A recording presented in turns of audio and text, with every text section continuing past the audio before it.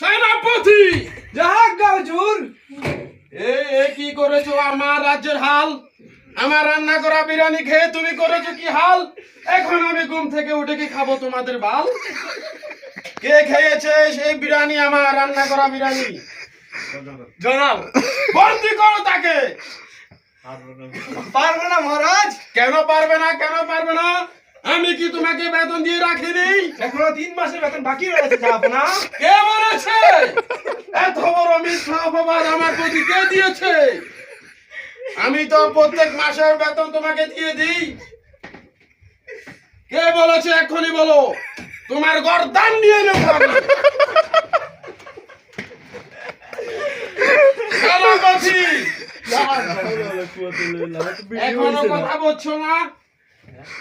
কে বলেছে তোমাকে মিথ্যা অপবাদ আমার প্রতি দিতে? জয়নাল দিয়েছে। কেউ? বন্দি করো জয়নালকে।